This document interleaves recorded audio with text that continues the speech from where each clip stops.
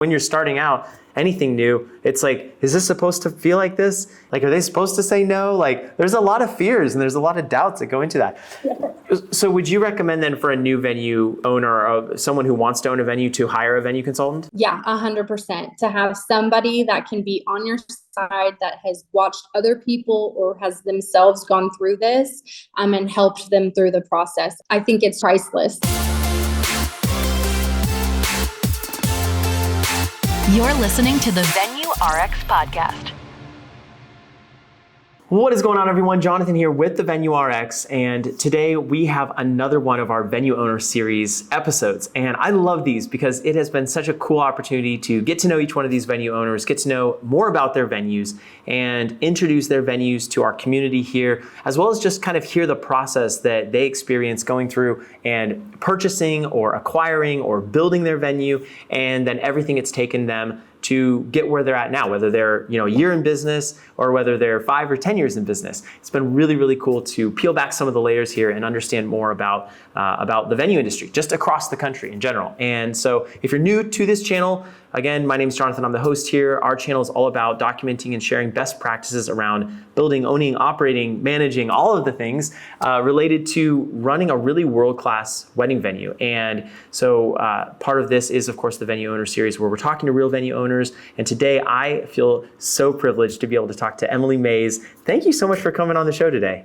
It was my pleasure. So excited to be here. Well, we're excited to chat about your venue, Forever 5. Is that correct? In Conroe, Texas? That's correct. Awesome. Can you, I love a good origin story. I think I start every single podcast off this way just because I really do. I'm fascinated by this, and I want to know how you got started, like why a venue, and where did you come from professionally before doing a venue? Yeah, so I was a wedding planner for a little bit over 8 years. I had my third child and was just kind of looking for something a little different, a little more permanent, I guess, too. And so I got with my father and brother and was actually able to convince them to join with me and build a wedding venue. So we started searching for property, we built it, and this is now kind of our legacy. So that's kind of where we started from and why I chose wedding venues in general. So being a wedding planner, you said for 8 years prior, you were no stranger to the industry in general. Like you knew the vendors and you kind of knew how everything goes. So you weren't coming in a stranger, but did you open your venue in the area that you already had some established relationships in? I did, yeah. So I'm in the North Houston area in Conroe, Texas. And so I live in Tomball. And so I've been out here for my entire life, basically. So yeah, I when I started this, I kind of already had a foot in the door with knowing people. So that was kind of cool that I could refer brides to vendors I knew would treat them well. And I wasn't just hoping for the best. I knew they were getting the best. So that was good. Let's unpack how you got into the venue. And then I'm really excited to hear more about the vendor side of things and working with family. I think there's a lot of really cool dynamics and stuff we're going to talk about here. But take me back. How long have you owned your venue at this point? So we opened officially March of 2021. So okay. We've only been running the venue for about a year and a half. That's huge. That's so cool. I was just talking with someone a couple days ago about their venue, and when we talked, it was like the year anniversary, exactly. So this is a very similar thing. Yeah, a venue up in Oklahoma. So you've done it a year and a half now. Okay, so how did you get into the building then? Did you buy it? Did you build it? What was kind of the beginnings of this? So we had family property that we were going to build on. And we had gotten our architect to draw everything up of what we had wanted. And my broker came to me and he goes, before you move forward, I have a piece of property. You need to come and look at it. I think you'll love it. And sure enough, we came out here to where Forever Five is now. And it was an old wedding venue that had been basically closed for about 4 years. So it needed a lot of love. But the landscaping around, we have 3 different ponds that cascade into each other. It was like nothing that you would find in the North Houston area at all. So we just felt like this was the way to go. So instead of building from scratch, we actually renovated, completely renovated. It looks nothing like the original at all. And so that was kind of where that came into play with the property. So we've done a little bit of both. Started from scratch with the architect, but renoed. Yeah, well, and it sounds like you even though you are purchasing an existing like older wedding venue, you still are going through the process. It sounds like it's a complete renovation. Was it more or less expensive than you expected when you were going through the process of renovation? And was it like you continued to add things on, or did you pretty much have in your mind what you wanted, you stuck with that? Oh, no, it was a lot more than we expected, for sure. There were times that we said we should have just built from scratch, like just completely torn it out and just started over. Because some of the areas, I feel like with the reno, it did cost us more because we were trying to save the concrete that was already there, like the foundation. So I think that there were areas that it did cost more than if we would have just built from the bottom up. But I do love that it had a history. So I didn't want to completely erase that either. I did have an idea of pretty much what I wanted it to be and look like and how the property would flow, but we're always adding. I think as wedding venue owners, you see things and you're like, I need that to be a little different. I want to change that. I want to add that. I want this to be something else. And so I think it just grew with us, because like our ceremony area is not what we originally envisioned, but I think it's 100 times better. So how did your dad and brother fit into this? Because you said you pitched them on the idea, and obviously you said originally you were going to build on a family property, but then this new venture, what part do they play? And kind of what did they think about this? Like kind of switching gears, it sounds like. Yes. So my dad and my brother, we were over at my parents' house, and they were trying to pitch me to help them work a commercial mowing business, and I was just like, no, that just sounds like no. And I was like, why, if y'all are wanting to start a business together, why don't we all start a new business and do a wedding venue on the property? It would be amazing. And my brother was like, okay, that sounds pretty cool. Why aren't we talking about that? My dad's like, well, she's been trying to get me to do it for years. Bring me a business plan and we'll talk about it. I had a business plan to him that week. And the rest is history from there. Once we signed on the dotted line, it was kind of like, there's no going back. We're all together in this. And although my dad says he never would get into weddings or funerals, it's exactly where he's at now. So was he a business guy? It sounds like it sounds like he had some business experience already. Was owning a business foreign to either your brother or your dad? Was this a first business for them, or was this just kind of a new industry maybe, but they were used to running businesses? So my brother is actually a Houston firefighter, so this is completely new to him. He had no experience beforehand in this. My father was a vice president of a company for like 30 plus years. And so he's used to running a company, but he was in logistics. So he's more into the numbers and all of that. So I let him handle that side of the company. So he wasn't really into the owning a business though. So it's been a learning curve for him a little bit too, as well as myself, because I'd never owned my own business. I just worked for other people's small businesses and wedding planning companies and stuff. That's so cool. So really, it sounds like this was the first foray for the three of you into owning your own business, even though you had done pieces of it in different places, like coming together and just doing this. That is such a cool experience and so neat to be able to do that with family. I think a lot of people are a little nervous maybe about working with family members, but there are certainly a lot of venue owners who are partnered with spouses or partnered with, a mother-daughter team or, whatever the case may be. And in your case, obviously, your dad and your brother. Were there concerns in your mind or maybe even things that you were surprised about that came up that were issues as a part of working together with family because you're stacking a business relationship on top of a personal relationship? Or has that not really been an issue for you guys?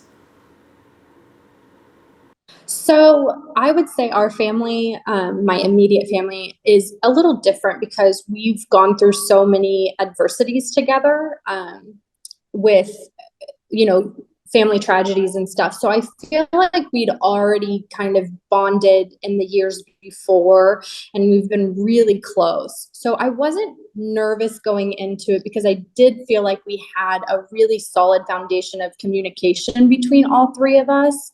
And we knew where my other brother, because there is another brother that's not a part of it, stood. And so it felt comfortable knowing that we're not leaving them out. They didn't want to be a part of it. There's three of us, which leads one to veto anything. So we always have that, that power that we know if two of us agree, then we'll move forward kind of thing. And I feel like I've been lucky in the sense that they've always believed in my dream of this. And so they've always just wanted to support and wanted to make this work. And so they're just as determined as I am to make all of our couples happy and to make the business a success. And so I've been blessed. We've not had any fallouts. We've not had any major, huge disagreements. It's been small quarrels, like, I don't have any time off, or you spent too much money on that. I wouldn't have done that, things like that. But otherwise, we've been really, really blessed to work through it together. So it's brought us closer too, especially after losing my mom last year. I could not do this without them at all. I want to ask you your advice on this piece specifically. For people who want to work together with family, do you think it's important to have very defined, very separate roles as a part of working together? Yes, 100%. Okay, so, and what roles do each one of the partners here play? Your brother, your dad, and you? Sure. So my brother, Johnny, he handles like maintenance, mowing. He'll do tours if I need him to. That is his main role. Also making decisions with us. Like when we have a big decision, we always sit down and he's included in all of those, but he's not a part of the day-to-day stuff, and he likes it that way. And then my father's role is more of balancing the checkbooks, making sure everyone's getting paid, handling, there's so many like taxes and different things. He handles stuff with our bar and all of that as well. And then my role is the social media, the tours, the contracts, being the main person that they see and get to know, and then hiring of any additional employees and stuff. So I do all of that. So we kind of try to keep as much separate as we can so that we all know what we're supposed to be doing. Totally. That makes so much sense. And it honestly helps. I feel like it would help because you would trust like Johnny is going to take care of everything that is in his purview. He's going to obviously accept input. You're going to take input from him. You're going to take input from your dad, vice versa. There's kind of that working together aspect, but you're also trusting each other to make the best call for your own center of responsibility. That makes a lot of sense. I run our business, Common Sense Events, with my wife. And actually, I'm originally from Texas. And yeah, born and raised in the Fort Worth area for like 15 years. And it's interesting because when you work with family, like I definitely have heard when I was starting the business, like, oh, you don't want to open a business with your spouse or a family member, or, because there's all these problems and you could ruin the relationship. But I really think, to your point, when you're able to isolate the responsibilities and then you're able to trust that other person, that they're going to be growing in their role and they're going to be, owning those things, whether that's operations or sales or the client facing stuff or the taxes, that's great. And it's, it's the trust that you put, and then it's under their supervision. So that's great. Talk me through the venue itself. Let's talk about the venue itself, Forever 5. Like you said, you're in Conroe. Can you tell me, like, what do couples get when they book? And then we're going to talk a little bit about the surrounding area and kind of how, because I'm curious, Conroe is pretty near the Woodlands, right? Yes. Woodlands area. So, your perspective on how competition has played into, like, the work that you do with couples, and maybe even post-COVID, because you're starting this, in kind of an interesting time to have a wedding venue, for sure. There's some pent up demand. There's a lot shifting. So let's get into that. But before we do so, when someone books with you, can you tell me your booking? Like, how much does it cost? What do people get? Are you a blank canvas? Is it all inclusive? You mentioned a bar. Let's go through some of those things. Sure. So for me, I am a blank canvas venue. So they get the reception hall, our olive branch house, which is the bridal suite, and then the ceremony area. And we have just under 16 acres. So they have private access to the property for the day, a 14-hour rental, 10 a.m. to midnight.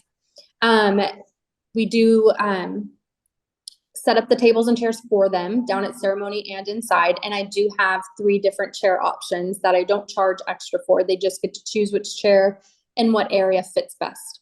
I am a more intimate venue. I do only fit 200 people at max, and that is on purpose. I did not want it to be overly big. I really love the small weddings. I just feel like there's so much more they get to do with that and more experiences for their guests. So I have a preferred vendors list that I help them find people, but I don't require them to use, except for the bar. Like you mentioned, I do have my own bar. I have my liquor license. And I've been blessed to find an amazing staffing company that helps me manage and run that. And then for them to book with me, I require 25% down on the initial deposit. And my pricing is based on the day of the week. And right now I don't have like non-peak or peak. I know that gets asked a lot from the couples. I don't do that. Texas, I feel like, is always open. Yeah. So I haven't really done like peak or peak. But we're anywhere between 4,000 to 8,400 on a Saturday. So I try to stay very competitive because I do not have an enclosed chapel. And in Texas, sometimes that is a deterrent. My chapel, or ceremony area, I should say, is opened air, and it's these beautiful arches. So it's a toss up. Are you okay being hot for 30 minutes, or, you do a room flip? Yeah, totally. And the room flip, because you do have and you said you called it the olive. The olive branch house is my bridal suite. Oh, right. That's the bridal suite. Okay, got it. So that you could either do a flip in the room that you use for the reception, or you could go do that. That's beautiful. So you said Texas is always open. Have you been really impacted by seasonality? I mean, you've been through like a full year at this point. Do you feel like seasonality is really an impact, or people are more, people are willing to get married even times that may have been previously considered like off peak? Yeah. So it's been summer since April here. So I feel like, summer weddings are a little more slow in Texas. I feel like July and August are usually the ones that you don't have as many events. I'm okay with that though, because that ramps us up right before you go into full on wedding season, where you don't have a weekend off until Christmas. So I feel like there are couples that try really hard to go spring and fall. But with Texas, you never know. Is it going to be rainy? Like I said, it's been summer since April, so it could already be hot by April. So even if you're trying to get like the nice 70-degree weather, you get it for a week in Texas and then it's back to the 90s. So I don't know. They want what they want. Some people they don't care and they'll get married and their guests can just deal with it if it's hot or freezing outside. So I'm not super worried about it. That's so cool. And it's interesting. Some people definitely care more about that. Like everyone wants to have good weather on their wedding in a sense, but some people really, really care about trying to target those ideal dates to get the best weather. And some are like, hey, if it's a little hot, if it's a little cold, like we're gonna be okay either way. We're gonna have a party. And I had to smile a little bit when you mentioned your guest count. You said an intimate gathering of 200. It's interesting because I think I've definitely go ahead. No, I mean, 200 is not really necessarily intimate, but I guess that my space just feels more intimate. Because most of the venues around me fit 350 or more. So wow. I am considered small.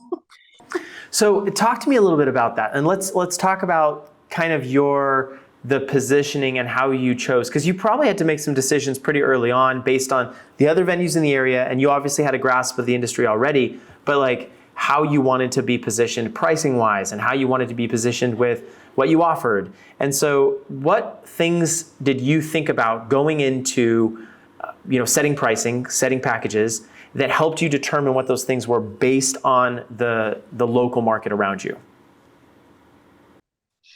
So I had the blessing of finding a venue consultant pretty early on also.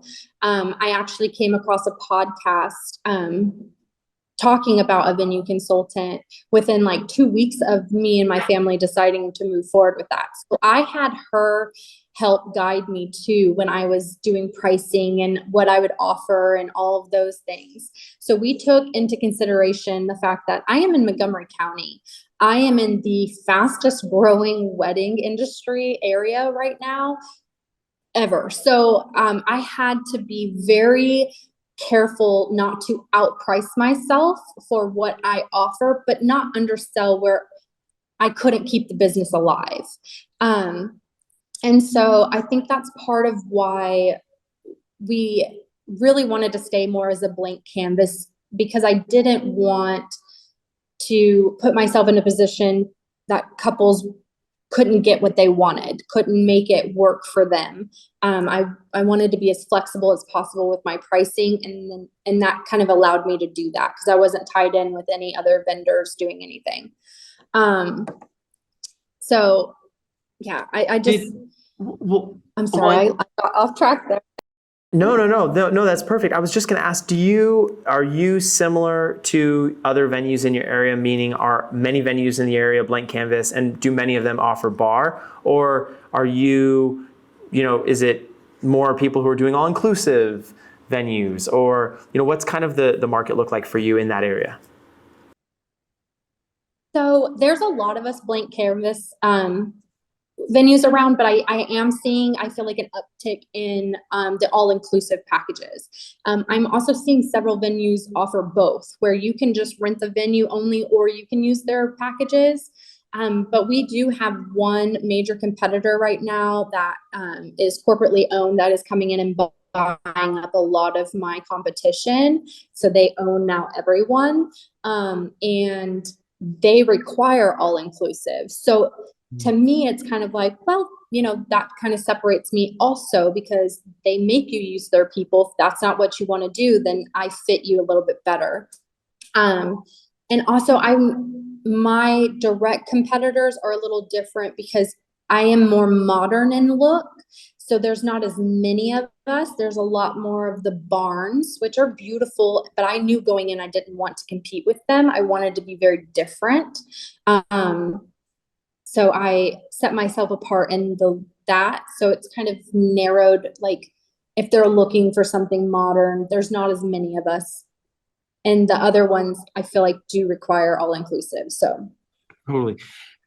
Emily, I want to ask, you mentioned a venue consultant. And I think so many people kind of consider maybe working with someone, whether it's a business coach, whether it's, and especially if you're getting into this industry brand new, What were you looking for when you, or maybe were you not looking for?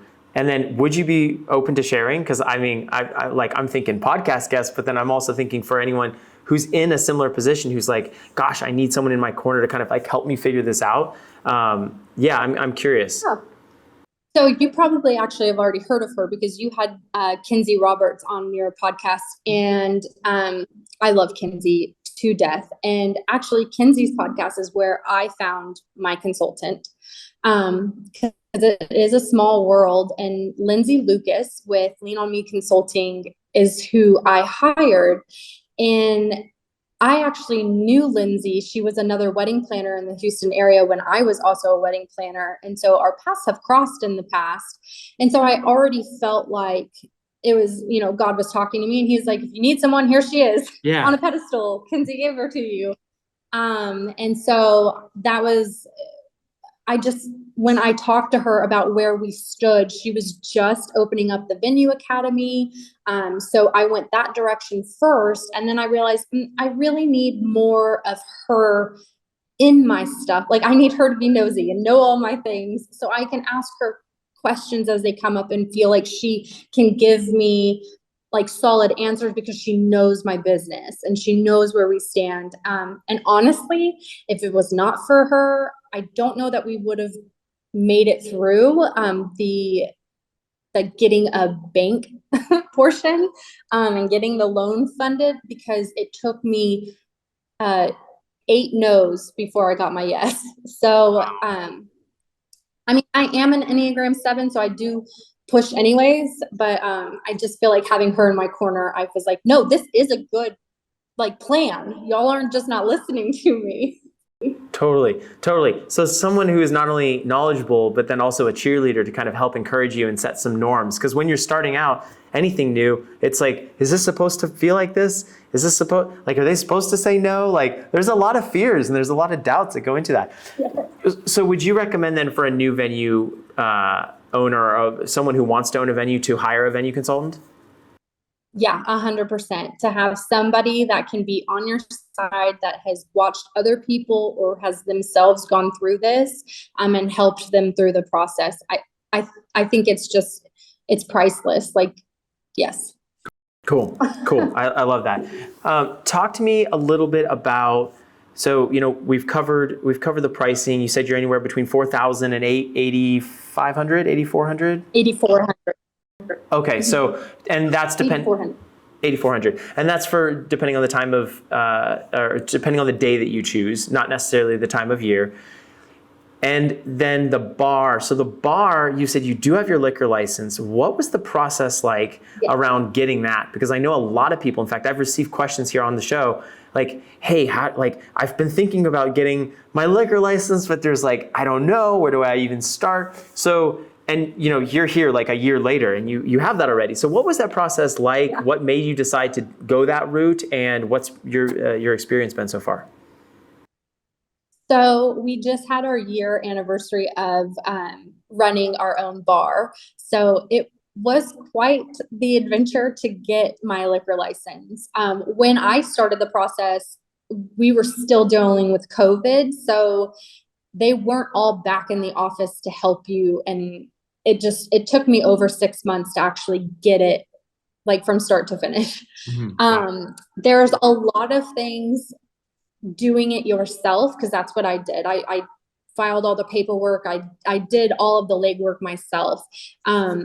There's some things that they don't tell you up front that you need, like certain bonds and different things that are going to be a nice little surprise in cash that you have to come up with along the way, that I found out the hard way on. And what was that? What was that like? What was, is that like a $5,000 thing? Is it like $200? Is it like $25,000? What are we talking about here? So for me, it was the 2 last bonds that I needed, and they were $3,750 a piece, so $3,700 a piece that you had to get the bonds on. And because I didn't know about them ahead of time, by the time it was time to get them, I had to rush, which means I couldn't shop around for a bondsman either. And they knew it and they charged me for it. So, it's all those little things that just add up. And then the taxes, I did not expect the amount of taxes you pay. I knew it was high, but I was not expecting there to be 5 different taxes that you're paying. You've got the monthly, the quarterly, and the annual ones just for the bar. So you have to be so meticulous in your numbers, like how much are you selling at every event, like doing your inventory before and after to make sure that you have it all listed out. That's a lot. Yeah. It's just a lot. Well, it sounds like it. So is it worth it? I just want to know, like, is the money there? Is the return there? Okay. Yeah. It's 100% worth it. It's a pain in your butt. You pay a lot of taxes. You have to follow so many rules, but one, just knowing that I get to tell them that they cannot bring alcohol. I get to monitor how much they're drinking before and after the bar is opened and closed, or, and all those things. It's a peace of mind for me. We also require security, and I have that go through the bar. So then I also know that my security guys are there to watch out for me. But I honestly, with coming out of COVID, and things booking a little slower than we were expecting it to, the bar has been a saving grace in that as well, because it is one more revenue stream that can make sure that you stay afloat in the slower times. Yeah. The extra revenue from that, definitely, like, to not have to depend on entirely the rental fee, I can totally see that's huge. Just to get a perspective for any new folks out there who are thinking about this, or even folks that are just kind of comparing, like, I don't know, we're here 6 months in, were you surprised at the amount of bookings that you got in your first year? Was it underwhelming? Was it overwhelming? Maybe share, even if you wouldn't mind. But I'm kind of curious, like, what did year 1 look like? And then as you look forward to year 2, what is the pace that you're on to do in yearly events booked? So our first year, since we weren't open that whole full year, that one was a lot slower for us than I think any of us were expecting. We did not hit the number we were hoping to hit. But this year, we will be finishing out at just under 50 events for our first full year open. That's huge. And I've already hit that number for booked events for next year. So I'm more of a critic of myself anyways. I've been blessed to have some other venue owner friends in the area who tell me that my numbers are great for that. Yeah. I still wish that they were higher. I'm like, we should have been booked every week. But I'm proud of where we are. I'm trying to celebrate the little wins, and we're getting there. So yeah, I'm proud of it. That's awesome. No, that's huge. That's amazing, because, when you start something new, you've had to figure out all of these things all simultaneously. I wanted to ask about 2 more things before we finish up. I wanted to ask about your marketing. So there's so many different choices for what to do with marketing out there. You could go on the platforms, you could, do all of the free and kind of earned media that you could do, social media, Facebook, Google, ads, paid ads, right? Pinterest, TikTok now, right? Everything out there. Where did you start your marketing? And maybe even coming off your experience as a wedding planner, how did you just dive into the marketing that you were going to do to promote the venue? Yeah, so I hit social media pretty hard, but I'm also on the Knot and Wedding Wire, because I do feel like, since I am still pretty new in the area, it's a necessary evil. Yeah, totally. I feel like a lot of brides go there first. And so I want them to know I exist, but I also feel like it gives me a level of, what's the word? They can trust that I am an actual, real, legitimate business. because I'm on there with everyone else as well. And then social media, I hit Instagram and TikTok pretty hard. Facebook, that's not where my clientele come from. So I let anything I post on Instagram just filter over there. I feel like you have to have that presence, but I don't spend much time on Facebook. But Reels and TikToks, I do try really hard to be present. I actually get a lot of traffic through TikTok, which is crazy, but I do. I actually had a girl call today, found me on TikTok and wanted to come over. So, yeah, I think it's important to put your face in the camera so they also know who they're talking to when you're emailing or messaging back and forth. I do feel like they want to know who you are as a person too. Yeah, instead of just kind of this, like you're talking to somebody at the venue, very kind of that, because it's a very personal purchase. It's, you're a part of. The most personal. Yeah, so much. As you have been in business now a little bit longer, you mentioned the staffing company. What does your team look like? Is it, it started off you, your dad, your brother. At what point did you hire your first employee, or have you? And then at what point did you add on staffing companies or other auxiliary help to support what you're doing? So I have hired employees, not a ton. We had our first non-family employee be hired last November. She stayed with me for 9 months. She needed a little bit more than I could give her, so she did go back into her marketing world. But she's still there when I need her for like off things. So that was kind of interesting. I was very nervous hiring my first person because I had never done interviews either. Like, how do you interview and hire someone and know that they're actually like going to be a good employee? Yeah. We also hired a maintenance man. So he is here like 6 days a week, and he just makes sure that the property is running, things are good. I feel like that one was easier to hire. I don't know, less stress on me, I guess, because they're not talking to my people like she was. And then in July, when she left, I hired another one. And she's been amazing.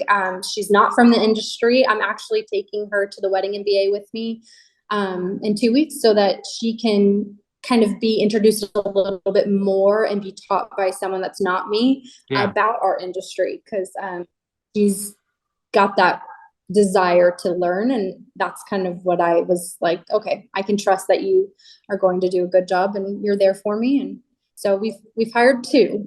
That's 3 awesome. But 2 that stayed. And those 2 people have been in marketing, kind of supporting the marketing efforts, is that correct?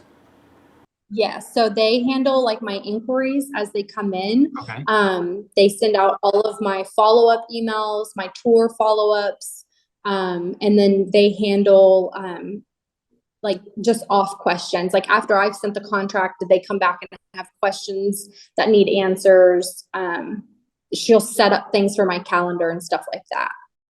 Got it. So kind of a cross between like an administrative assistant, a little bit of marketing, a little bit of like lead management. That's so cool. Do you use a CRM or any sort of lead management, like a Honeybook or something like that, to manage the leads? Yes, Dubsado. I use that for the bar or for the venue, and then I use Honeybook for the bar. So I work on 2 different systems. Okay. I love Dubsado for the venue. I think it's amazing. So I would never change that. I've heard from a lot of people that Dubsado is awesome once you get it set up, but it's kind of a process to get it set up. Is that resonate with you? Oh, 100%. But that's also where my consultant came in, because she did a lot of that legwork for me. Oh, that's so huge. I didn't have as much to say.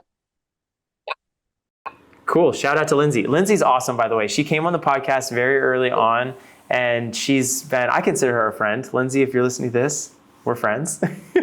But we're actually. I love her. Yeah. That's great. I'll pass that along. But okay, so that's really interesting. One thing I realized I didn't ask earlier, do you require a planner at your space? I do. Okay. So you do require a planner, but it's blank canvas, but then they go through your bar. So you have a control of the security, control of the liquor, but then you are okay. So that makes a lot of sense. What about insurance? Is really the kind of like the last piece here that I wanted to ask you about. Do you require your couples to have day of insurance, like their own insurance that's separate of anything that you would require from vendors or things like that? How do you handle that liability piece? Yeah, so Lindsay's gonna kill me because I don't require it still. Okay. It is, I tell them I highly recommend, but as for it being a hard line in the sand, it's not there. And I know Lindsay's probably like Yes. shaking her fist at me from afar. Yeah. Because she definitely believes we should. It protects them just as much as it protects us. It's on my preferred vendors list, so they are on there. I do have several companies I recommend to them, but I don't make them do it. Totally. Well, and no, it's not a judgment. I mean, I told you when we started this, we're just going to peel back all the layers. We're going to be diving into your venue and your experience, and there's so much room to grow, to change, to evolve. We've had our venue management company for 2 years now. 2 years, yeah, and we have 4 venues that we manage, and I can't tell you how many times we've changed stuff. Like okay, we're going in this direction, and then 2 quarters later, whatever, 6 months later, and we're just like, that wasn't a good idea. Let's do something different here. So you have the freedom to do that as a business owner, and it's neat. You either reap the rewards, and they're either good or they're bad, and then you adapt and you adjust. Yeah, I agree. Yeah. There's so many things, and it's always changing. Like things are always coming up, and you're like, oh my gosh, like, okay, do I need to worry about this? Is this just a trend that I like? Yeah, there's so many things. Like sparklers and me right now, we're on the fence. Like, am I going to keep allowing them, or am I going to just say, no more, because they keep burning my turf? Yeah. And it's not, and what kills me is not the couple, right? It's usually like the photographer or the planner that sets them out on the turf, and God love them, I love that. Yep. It's the only response you can have, right? You're just like, okay, how many times is it going to take for us to do this? Or is it like meaningful? Is it so meaningful to them that we're going to keep allowing it? I'm with you. Well, Emily, thank you so much for coming on and just like allowing me to ask all these, really intrusive questions into your business. And like, it's so neat. Like I can't tell you how much I appreciate you and the other venue owners that come on, because for people who are just starting out, this is scary. Like, and there's not a lot of resources out there. And so that's what we're committed to here. And you're like a huge part of that right now. So I really appreciate you coming on the show. Yeah, it's my pleasure. I mean, this is a passion of mine too, is I want the venue owner community to, let's talk about things, let's share things, let's not be afraid of it, because I feel like it only makes us better for our clients. I don't want to make mistakes, because they're the ones that pay for it, not me. Well, I mean, I pay for it too, but you know what I mean? Like they pay for it more. They only get one shot. Yeah, 100%. You can't give the time back. Make that happen. Yeah, it's so true. It's so true. So we're going to have the links for everything in the description of the YouTube video. If you're listening online, it should also be in Apple Podcasts or in Spotify. But Emily, just for anyone who's listening right now who wants it, how do people contact you if they want to either check out your venue online, Instagram? Where are they going, and how do you connect to you online? Sure. So they can find me at Forever 5 Events, and it's always the number 5 on our website. All of my social media platforms is at Forever 5 Events. They can email us at hello@forever5events. I tried to keep everything, like they always say, consistency. It's always Forever number 5 Events. So I love that. It's simple, it's beautiful, it works. And you really do. You have a gorgeous Instagram presence. Your website is really, really nice. And it's incredible to me, like what you've accomplished in the year. And I'm so excited to kind of continue watching your growth and what you do with the venue. It's super neat and super inspiring to see. I really appreciate it. And I can't say thank you enough for giving me an opportunity to even do this with you. So it's been really, really fun. It's awesome. Well, thank you so much again for being on the show. Everyone, thank you for listening. If you haven't already, please consider subscribing or sharing this content, because we are looking to serve more venue owners and the couples that they serve. Emily, appreciate you, and we will talk to you all in the next episode.